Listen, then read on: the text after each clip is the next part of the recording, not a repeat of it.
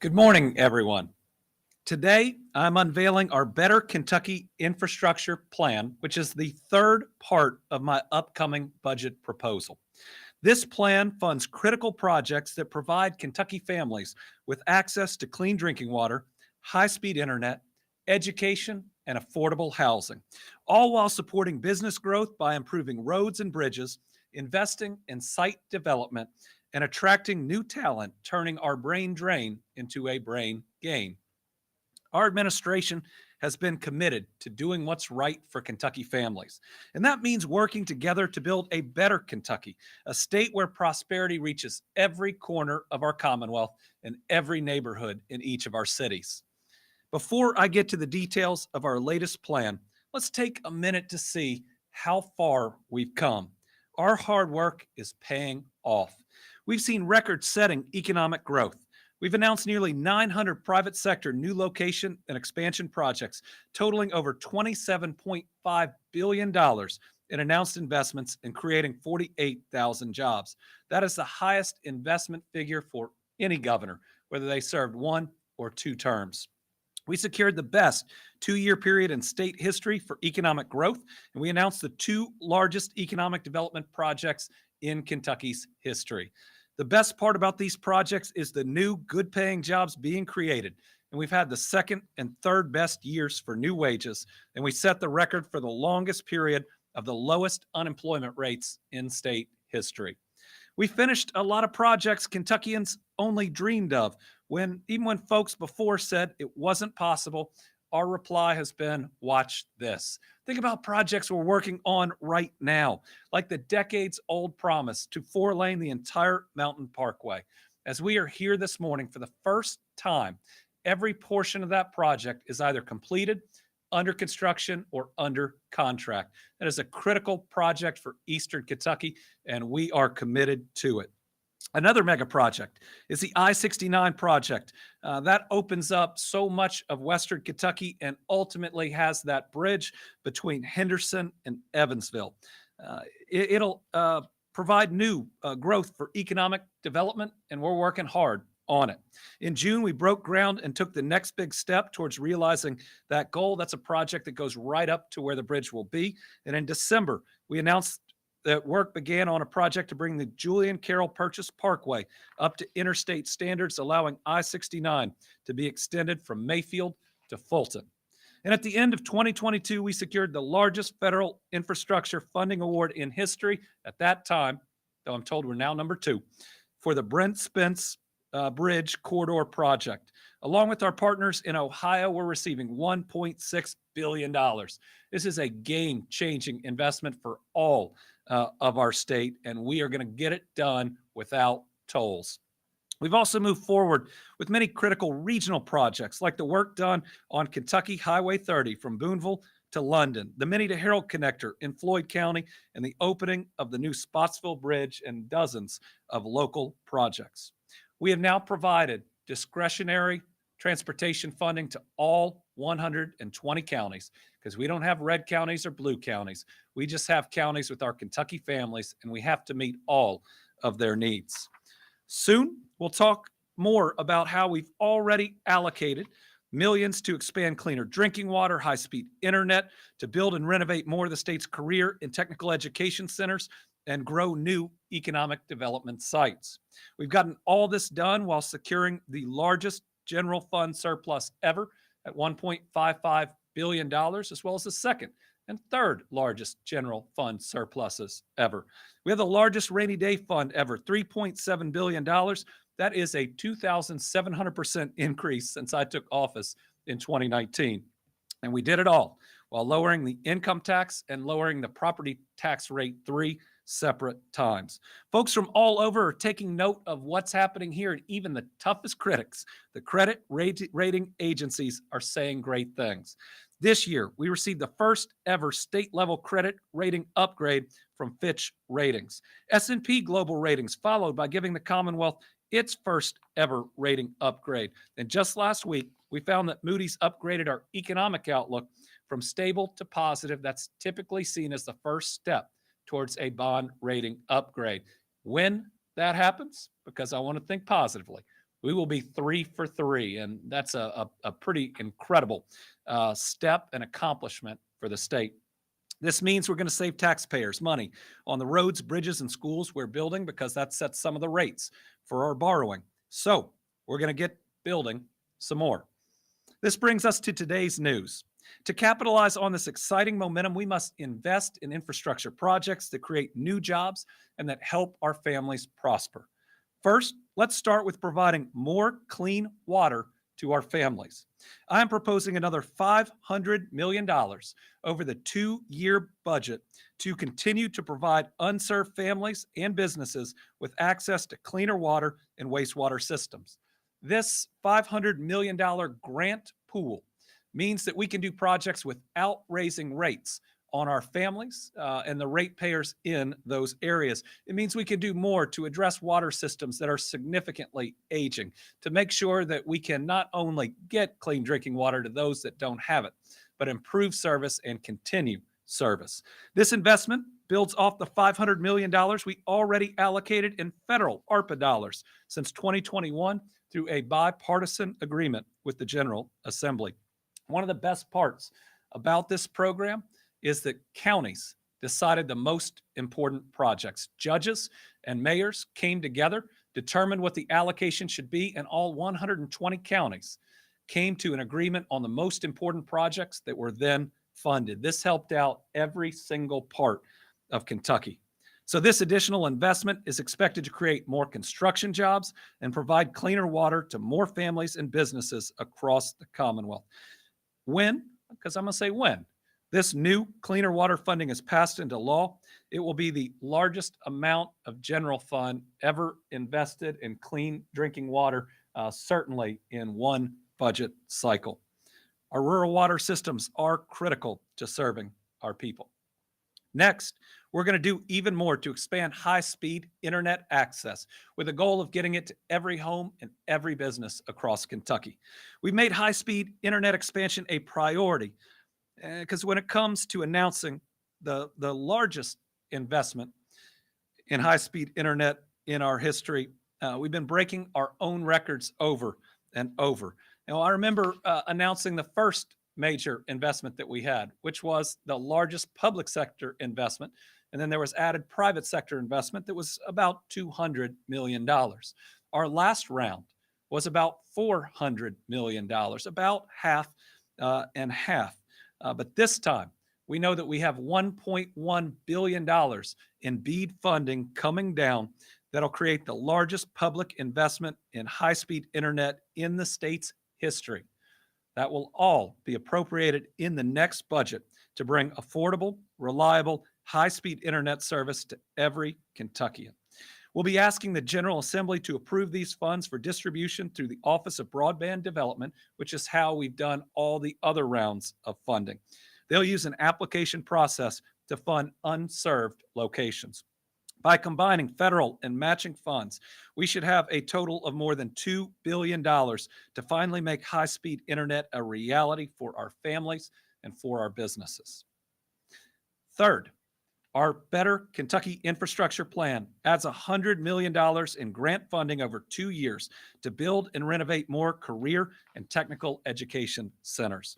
With an economy on fire, with new industries coming in, given that we become the electric vehicle battery production capital of the United States of America, looking at our nursing shortage, but also the opportunity of thousands of good paying jobs from Eastern to Western Kentucky, investing in our career and technical programs in our schools has never been more important, and the payoff will never be better. These are good jobs, great jobs for our people, and they are job magnets in bringing in new opportunities to our communities.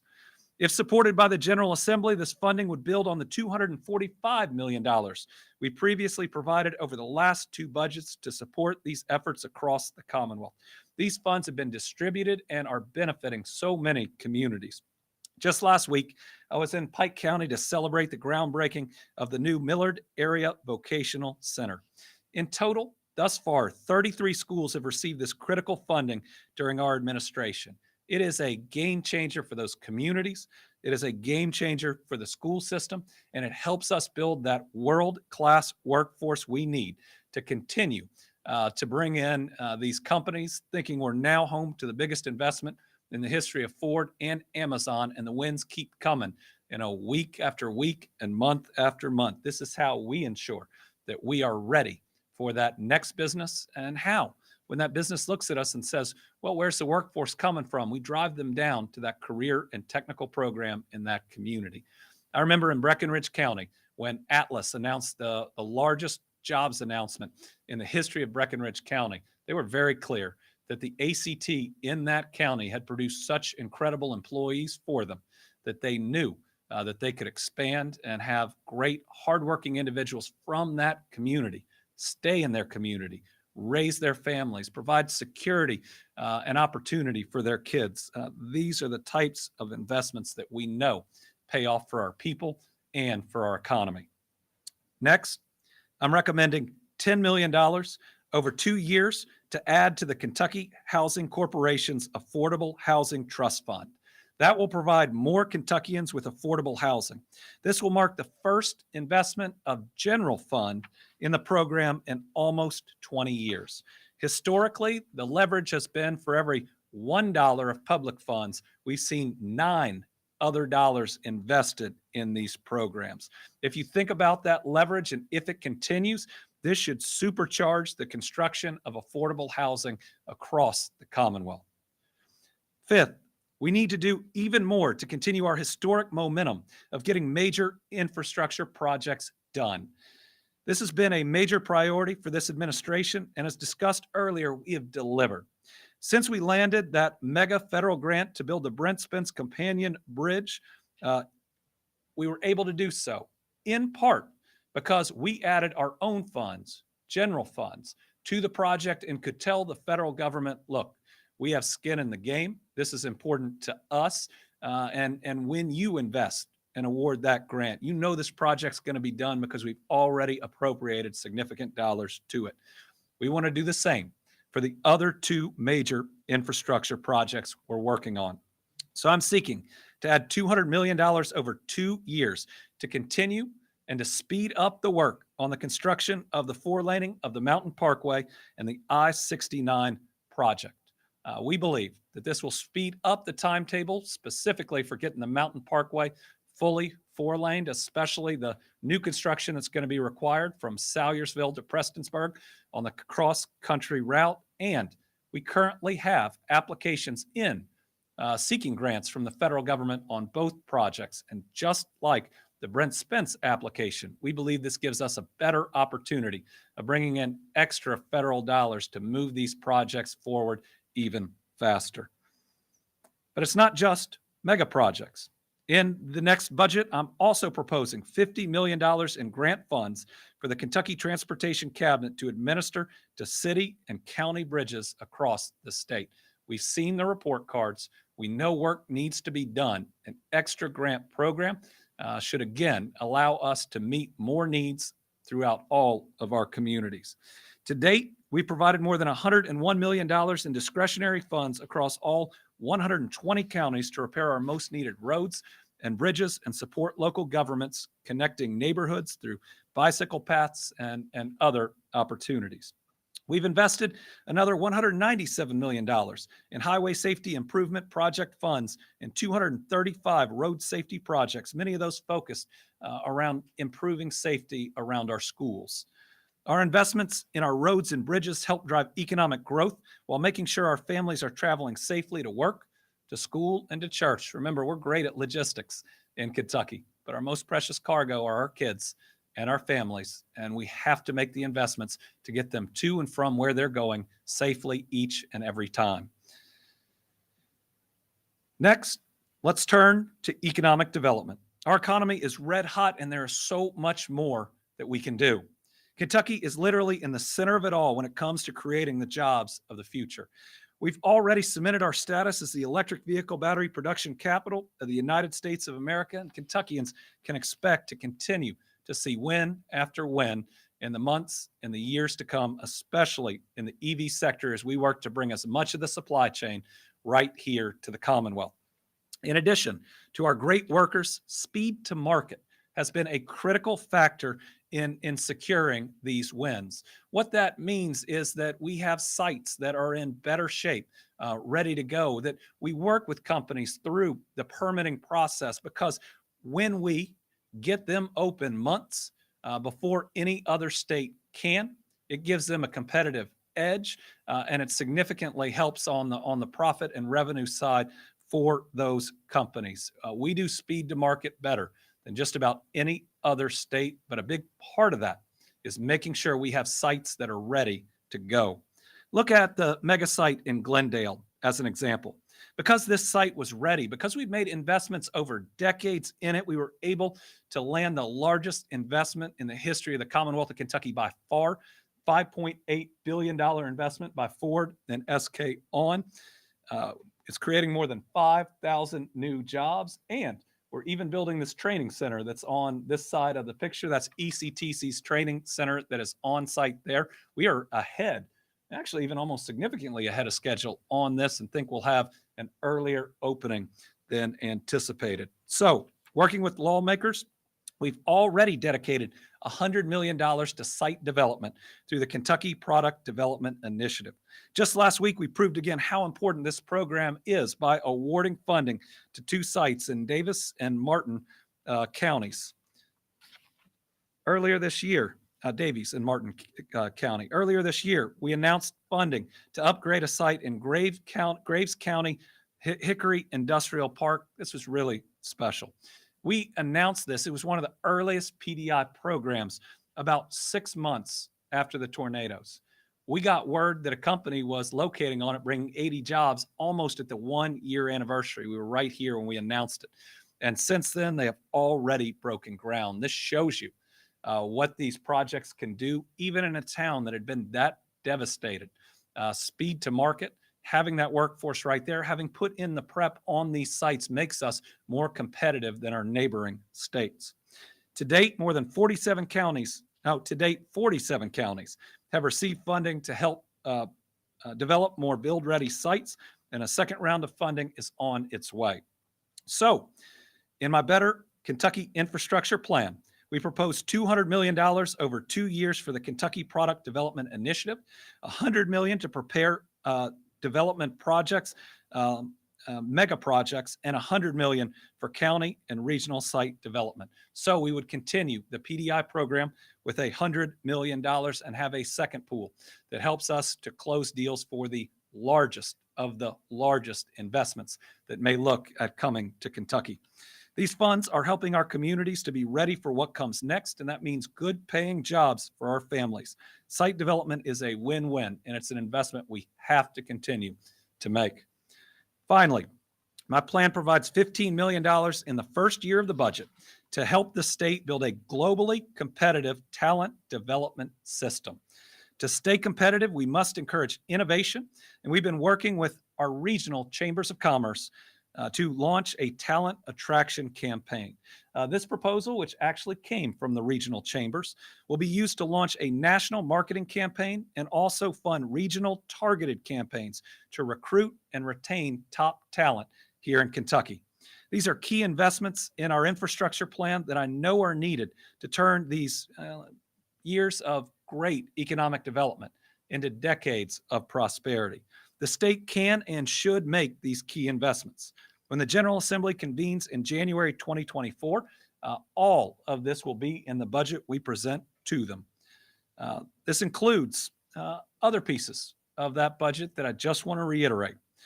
Plans to boost public safety, invest in law enforcement, as well as our Education First plan, which, amongst other things, would provide an 11% raise to every public school system employee. That'd be the largest pay raise for public school educators in 40 years. The plan would also fund universal pre-K. I know that we can agree on things that help our families and move our families ahead. In fact, we have done that on so many of these topics already. Since I became governor, I've signed 627 bipartisan bills, so I know that we can make real progress, especially with the positive budget outlook we have going into this next session. If we continue to focus on moving our state forward and not to the right or the left, we can lift up every single one of our families. As a dad of two kids that are growing up way too fast, I know we all want a better future, more opportunity for every generation that comes after us. Our legacy can be building a Kentucky where all of our kids and grandkids have more opportunity than we ever thought was possible, where we can be an economic leader. And no matter how big a Kentucky child dreams, that they can chase those dreams in Kentucky and in the region they live in. That is a Kentucky worth fighting for. That's the Kentucky we're working to build with this next piece of our next proposed budget. With that, we will open it up to questions. I had a list somewhere here, but why don't we start off with Tom while I pull it out? There you go. Okay. You mentioned the $200 for the site development, and then you said 100 million for something else, and 100 million for something else. Are we talking a total of 200 million, or is it 400? So it's a total of 200 million, and it's very similar to what we did in the last budget. $100 million goes to the product development initiative plan, where ad districts help counties or regions apply to upgrade sites. It might be bringing water and sewer. It might be an access road. It might be a build ready pad. It might be a spec building. It gives them the flexibility. They've also purchased land with it, knowing how important that is. The other 100 million is a fund we've used to close major big projects. So in other words, when we have a massive investment that's coming, and if they say, oh, if we only had this and we only had that, it gives us the ability, if we meet the criteria established by the General Assembly, to be able to use those dollars in that closing fund to get them to sign on the dotted line and to bring those jobs. Carolina? It's reasonable to think that every community in Kentucky wants one of these sites that a company can come in and build and whatnot. Do you guys have a number for how many of these sites are being developed right now or planning to? Well, I believe that if the number in here was right, we have 47 counties. Now, some of those are regional. And one of the most promising things I've seen, especially over the last 2 years, is how well county judges and regions are working together. It's the acknowledgement that if you land a couple hundred jobs in one county, it impacts 3 or 4 other counties. And we're seeing counties come together and apply for funds together, even though that site might not be in their county or in all of their counties. And that's going to really help us moving forward. I think a lot of it is what the ad districts have fostered, bringing all of these judges together. But we believe that this has to be an ongoing program. Kentucky's so hot right now, we're filling up these sites pretty fast, which means we need the next one and the next one and the next one. And so to continue to be competitive means we have to continue to invest as we go. So even some counties that have had one of these may need another one, as, for instance, Graves County and Mayfield has already landed a big employer on one of them. And that industrial park continues to expand. There's another business that's expanded, I think, twice up there. It's the Mr. Cool company. So, Sarah? Yeah, Governor. So say the legislature, since you've presented 3 different plans, 3 different budgets, say the legislature says we can do some of this, but not all of this. What was your priority specifically, since we have some loss in revenue? Well, we're actually outpacing previous months in terms of revenue coming in, even with the income tax reduction. Now, we don't know that that'll hold up through the entire year, but I think John can come up and talk about the projections of the consensus forecasting group. So we're coming off a budget where we've had a $1.55 billion surplus already, and that's there. And right now, we're projected to have a significant amount of additional money on top of the last budget. And remember, the consensus forecasting group is a group that under law, we have to use their estimates when we do it. John? Yeah, thank you, Governor. Last week, in fact, Monday of last week, the Consensus Forecasting Group, who is an outside independent group of economists, they did a preliminary revenue estimate for the upcoming biennial budget. And for the current year, fiscal year 2024, they project $1.2 billion more in revenue to the general fund than when the General Assembly enacted the current year's budget. So that's part of the resources that we're looking at to accommodate what the governor is announcing today, particularly in these larger one-time investments. It's an opportunity to use that additional funding to make investments increasing productivity, jobs, and income, for Kentucky's families. And that's on top of the fact that we've got a $3.7 billion budget reserve trust fund, a rainy day fund, which is right now 25% of annual revenues, the largest we've ever seen. So those are kind of the sources, from which some of these investments would come from. So all of this is more than affordable, and we could put even more money into that rainy day fund. But let me just say, getting that education first plan through is critical. And don't take it from me, take it from our public school systems. We're currently, according to the last study, 44th in starting teacher pay. This would move us to the 20s. Now, we lack educators in so many areas. We need them, but it also pay bus drivers more, mental health counselors that are in our schools more, and our school systems desperately need this funding in order to attract the individuals and the talent that we need all across the state. We can't stay number 2 in per capita economic development if we're 44th in starting teacher pay. Let's see, Bodie.